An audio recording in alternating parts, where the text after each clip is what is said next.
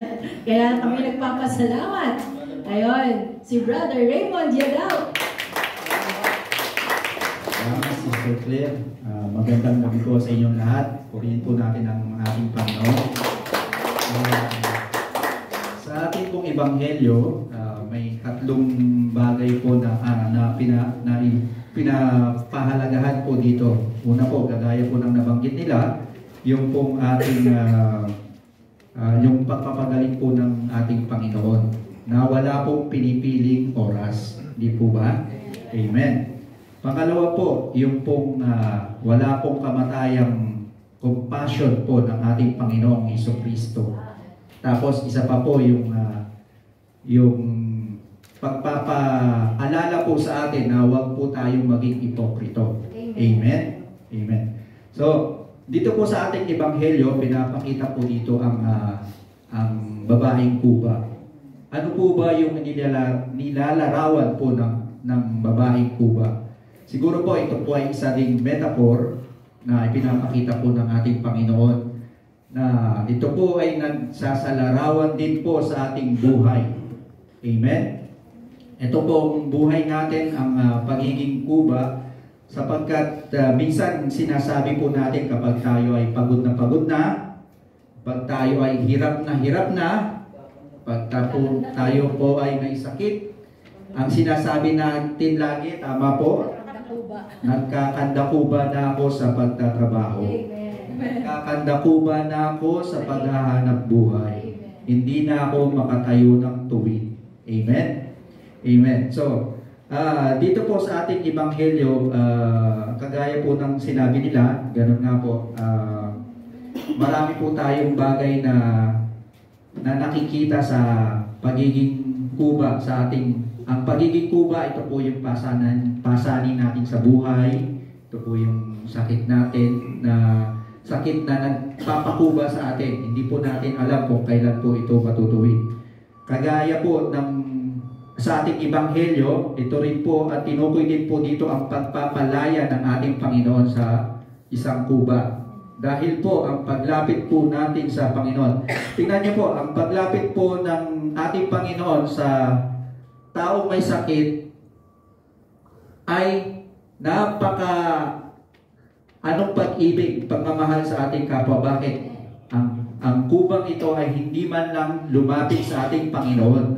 Amen? So, kahit na hindi po tayo lumalapit, nakikita po tayo ng ating Panginoon.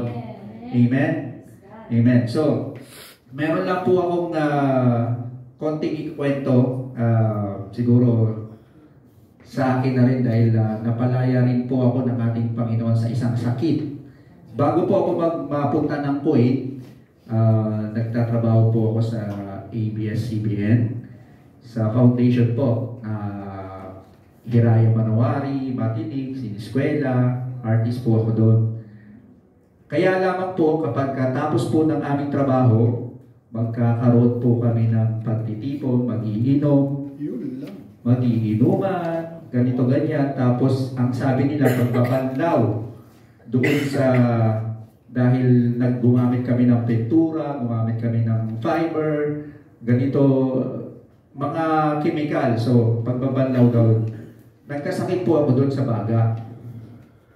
Bago po din po ako ikasal sa aking misis. So nung nagkasakit po ako sa baga, kaya nung ikinasal ako, napakapayat ko. Mas payat na ako, mas lalo pa pumayat.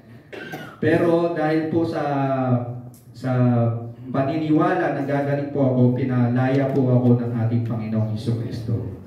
Amen? Kagaya rin po ng pagpapalaya po niya sa aking po panganay na anak dahil sa hindi po natin masabi, nagkaroon din po siya ng nung pinanganak po siya, nagkaroon din po siya ng weak lungs. Pero pinalaya din po ng ating Panginoon. Amen. Amen. Sa ating pong ebanghelyo, dito po sinasabi po ng ating Panginoon na walang pinipili ang oras sa pagpapalaya ng ating Panginoon. Isa pa po, para po sa panghuli, ang babaeng kuba na isinalarawan sa ating ebanghelyo ay naghintay po na ang ating Kristo ang lumapit. So, wag na natin pong hintayin ang maraming taon para po tayo ay lumapit sa ating Panginoong Hesukristo. Amen? Hindi po kung kailan may sakit na tayo, hindi po kung kailan gusto natin, pero ang paglapit po sa ating Panginoon ay walang ibang araw po kung hindi ngayon na. Amen? Amen. Isa pa po, kung naghintay po tayo, naghintay naman po tayo ng maraming taon bago po tayo lumapit sa ating Panginoon, huwag din po nating hintayin, paghintayin ang ating Panginoon kapag tayo po ay tinawag. Sa araw-araw po tayo po ay tinatawag po ng ating Panginoon, kaya ang masasabi ko lamang po, huwag na po natin siya paghintayin at tayo po ay maglingkod ng tapat po sa Kanya. Maraming salamat po. Purihin po ang Panginoon.